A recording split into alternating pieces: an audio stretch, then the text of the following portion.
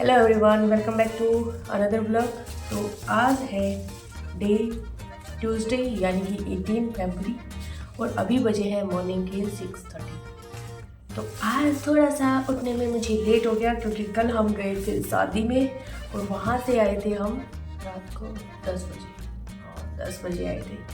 आज देखो मोटी मोटी हो रही है। तो अभी उठने के साथ निकालेंगे झाड़ू। चाय मैंने पहले ही बना ली, चाय पीऊँगी। और फिर आज बनाएंगे हम छोले की सब्ज़ी, जो हरे वाले चने होते हैं ना, उसकी सब्ज़ी। तो अब जब हम गांव से आए थे तो लेके आए थे, तो उसकी एक तो चटनी बनाएंगे, एक सब्ज़ी बनाएंगे और दूसरा हम बनाएंगे टीट। नाम सुना होगा, जो गांव से है उन्हें तो पता होगा। और टीट को वैसे क्या बोलते हैं मुझे नहीं पता। टीट मुझे तो टीट ही पता है, जिसका अचार भी डलता है। तो उसको भी छोकेंगे। तो कैसे छोकेंगे चलो मैं दिखाती हूँ आपको। बच्चे उठ नहीं रहे, उठाया जा रहा है क्योंकि वो भी शादी में गए थे। तो पहले लगाते हैं झाड़ू, फिर चाय पियेंगे, फिर सब्जी बनाते हैं।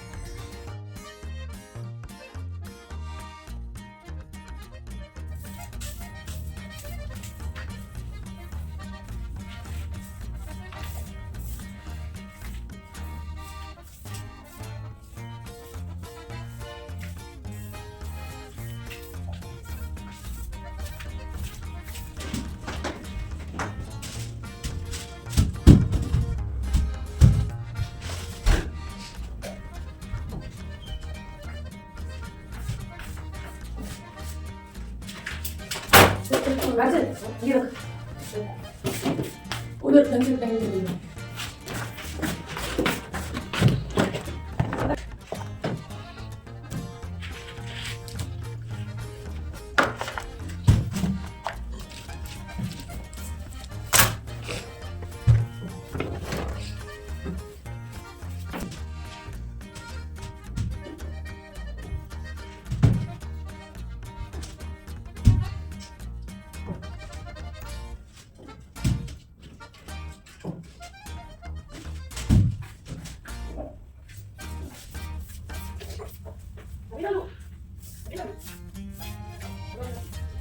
थोड़ा जो भी ला देगा कुछ भी बोल दो।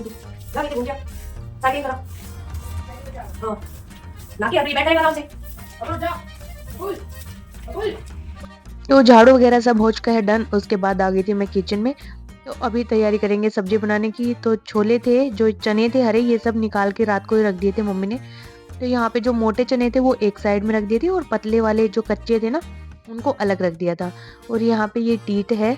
तो मैं आपको बता रही थी टीट की सब्जी। तो देख लीजिए, ये टीट होती है। अचार भी होता है इसका टीट का, आप लोगों ने देखे भी होंगे और आप लोगों के इधर और कुछ भी बोलते होंगे इसको। तो ये भी खाने में बहुत ही टेस्टी लगती है।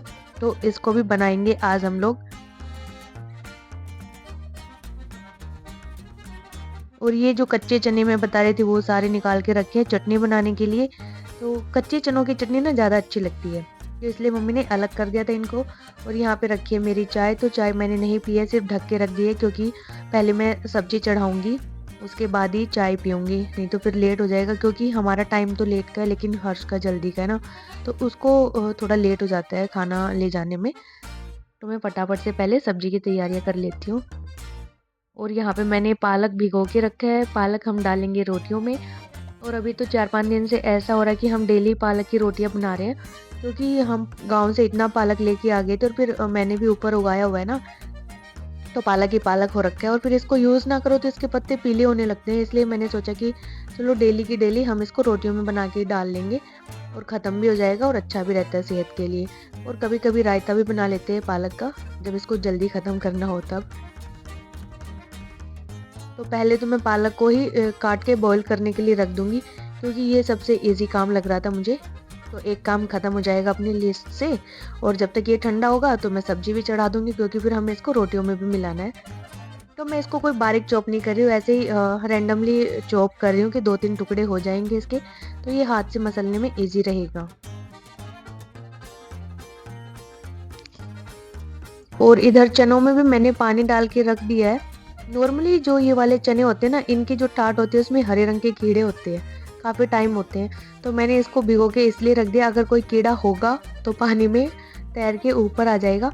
वैसे तो काफ़ी उससे देखभाल करके ही मम्मी ने छीले थे, फिर भी अगर बाई चांस कभी रह भी जाता है तो ऐसे पानी डालने से ऊपर आ जाएगा।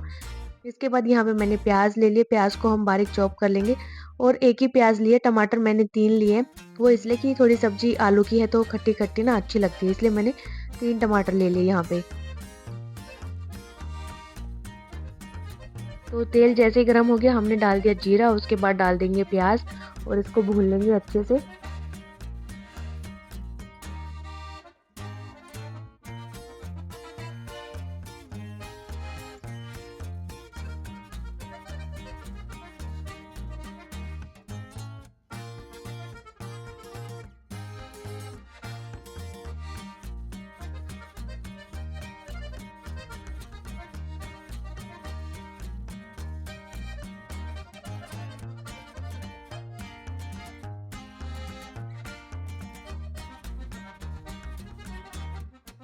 तो यहाँ पे प्याज पक चुकी थी, फिर हम डाल देंगे इसमें टमाटर और इसके साथ साथ ही डाल देंगे जो भी बेसिक से अपने मसाले हैं, हल्दी, नमक, मिर्च, इन सबको।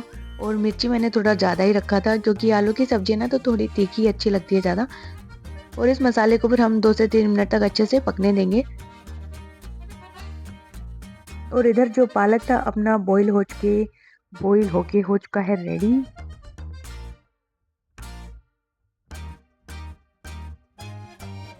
तो यहाँ सब्जी में मैंने लहसुन नहीं छिला था क्योंकि लहसुन छिलने में मुझे हो गई थी देरी। तो मैंने सोचा कि पहले टमाटर डाल देते, उसके बाद लहसुन डाल देंगे इसके अंदर। कोई बात नहीं, पहले डालो या बाद में डालो।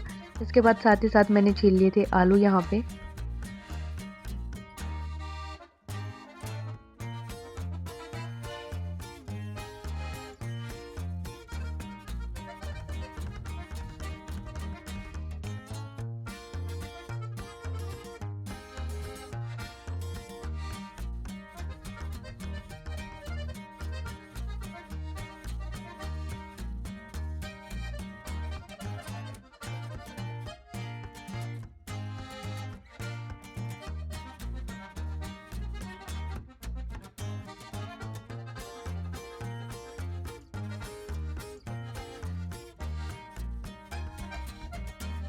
तो इधर मसाला हमारा हो चुका था डन। अब डाल देंगे इसके अंदर आलू और इसमें थोड़ा सा पानी डाल के फिर 2-3 सीटी आने तक इसको पका लेंगे।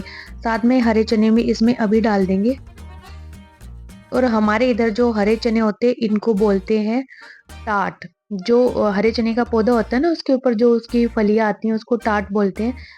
तो उसके अंदर से ये दाने निकलते हैं। सबके जगह की अलग अलग लैंग्वेज होती है ना, किसके कहाँ कुछ बोलते हैं, किसके कहाँ कुछ बोलते हैं। और जब ये पक जाते हैं ना तो इनको क्या करते हैं, आग जला के और उसमें भून लेते हैं, तब ये बन जाते हैं होड़े।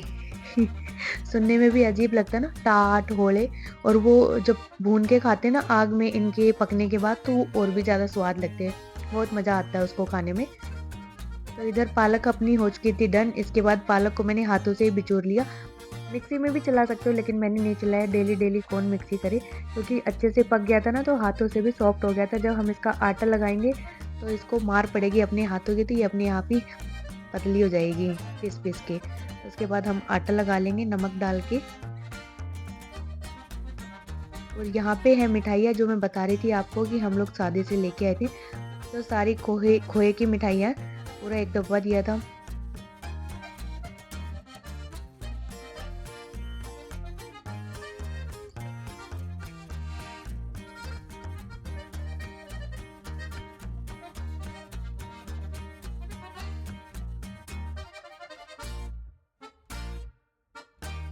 फिर यहाँ पे सेक लिए हैं हमने रोटियां और एकदम फूली फूली रोटियां आ रही थी। जो पालक की रोटी ना, इस पे फिर घी रख के खाओ, मक्खन, बड़ा स्वाद आता है खाने में।